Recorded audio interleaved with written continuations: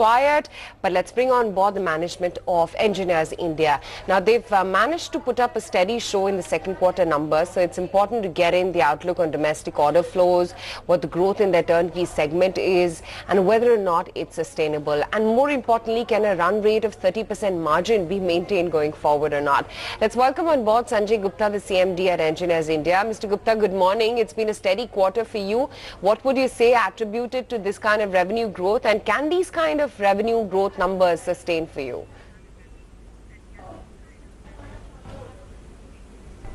Very good morning to you. Always a pleasure talking to you, actually, as a matter of fact. Yes, I think this particular quarter has been extremely exciting. Let me put the subject in perspective. Actually, in the last 1.5 years or so, we've been booking tremendous amount of orders for the company. As of now, I think we are at a stage where we can safely say that in the history of EIL, we have never booked such kind of orders. We are close to 9,000 crores in a combined segment of both consultancy and LSTK segment. One can say roughly it is a 50-50% ratio right now. And what is very important and interesting is that there are some very, very major orders which have been secured in the recent past, starting from Urja Ganga, the kind of work which we are doing for HMEL. Obviously, there is a lot of work which we have been doing for Dangote. And so I think there has been a combined performance in terms of a lot of order flows which are there. And once the order book is secured, then I think the results are there for all of us to see. And I think this particular quarter has been very steady. If you look at all the financial parameters, probably there's a great jump and a quantum jump which is happening, and we do expect, and we are quite hopeful that this momentum will be sustained. A sense of your non-executed order book, and how much of your non-executed order book is the high margin order book?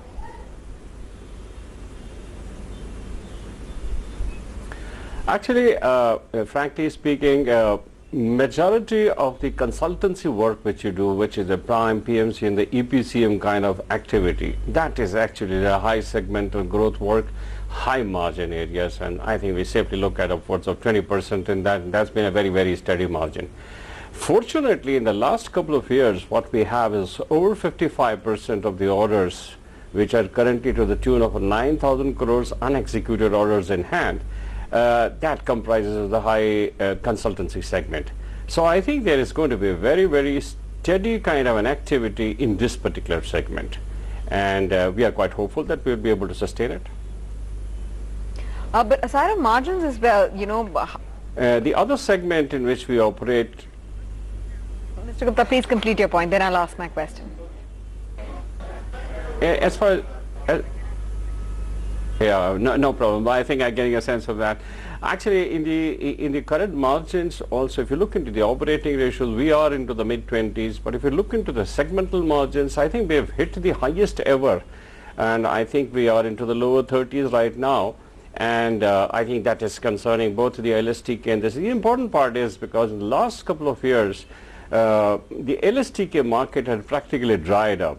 So a lot of major activity has happened last year, great order flows, both in the refining segment and plus whatever we are doing for ONGC. Because of that, I think this particular segment is also picking up. So I think as we go along, we will see quite a bit of margins or quite a bit of revenue also accruing from that particular segment. Right. Okay, so then give us a sense of, your not just your order book position, but also the on the ground situation when it comes to investment led growth. Do you see that happening in a meaningful manner, or do you believe that there's still some time for the investment cycle to pick up?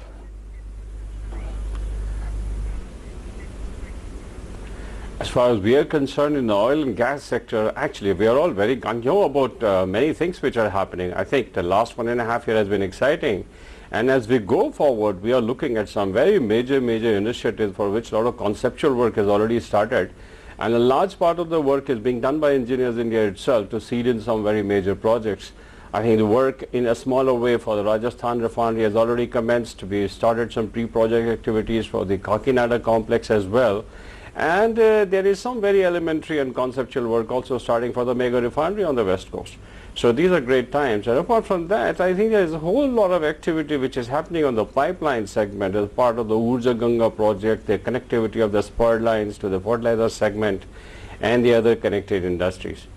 And incidentally, alongside that, there are a lot of things which are of interest for us in the hydrocarbon sector, in the non-hydrocarbon sector, which are predominantly initiatives led from the water segment. I think there's a lot of activity out there, very interesting activity.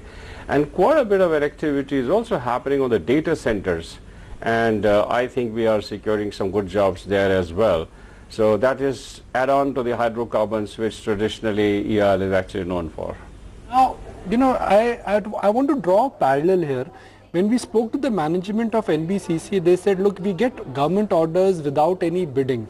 What is the status with EIL? All the refinery projects which you get, is it mandatory for refining companies to go to EIL, or you get these projects via the competitive route?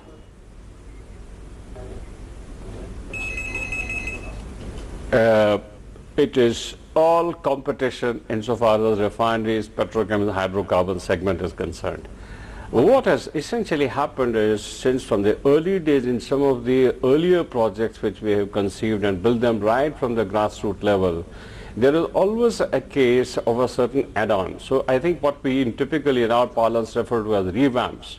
So those projects are the ones which typically are the ones which at times are negotiated. But even the negotiated contracts are not the ones which simply automatically come to us. They go through a process of bidding, they go through a process of hardcore negotiation, so to say. So business is never very easy actually. So I think it's essentially on the competitive route, and whatever we are doing in the international segment, it is 100% always on the competition. In the domestic sector, yes, there are a few large projects, particularly when it comes to the stage of conceptualization, where we have to do a feasibility report or a front-end report which can enable an owner to take an investment decision. Those, because of the prowess and the knowledge which has been acquired in the company, sometimes are the ones which are also discussed on a negotiated basis. Okay. You know, so the numbers look pretty good right now, and Mr. Gupta, most analysts on the street as well are, expecting a significant improvement when we talk about your FY19 numbers. Just tell us a little bit more about what are the internal targets that you're working with. What is the kind of exponential growth figure that we can expect, or a percentage figure jump thereof that you may be working with internally, both for your profits as well as your margins going forwards? I think I would treat it on the better side of caution. In spite of the strong order book, there are two or three important things. One is the internal consolidation, the restructuring which we are doing in the company. I think very largely that has been done. So I think there is another very important segment which is happening around, is that along with the strong order book, it is very important that we deliver. So I think a good and strong mechanism for that has been put in place so that we can sustain this particular pace. I think between quarter to quarter, if we look, there are some percentages in the range of 14 to 15%. I think these are some kind of internal targets which we would like to look into quarter to quarter on this kind of an increment across the year, and perhaps down the line when it looks into the next 5 or 6 quarters, perhaps when the LSTK projects which have been secured about 6 months ago, those begin to yield revenues, perhaps these targets could be revisited at that point of time. The important part is for a consultancy organization such as ours is to maintain and sustain the momentum of securing major orders, and I think there is enough seeding work which is also happening in parallel, apart from the fact that we have good order book right now, and we are looking into very important deliveries to be made in the next 2 or 3 quarters, and more so I think there are new projects which we are seeding. We've got to keep a close eye on those as well. Mr. Gupta, we'll leave it at that. We wish you the very best for the future. Thanks very much for joining us with the detailed analysis of your numbers and the business outlook thereof. Thank you very much. It was a pleasure to have an interaction with you as usual. Thank you very much.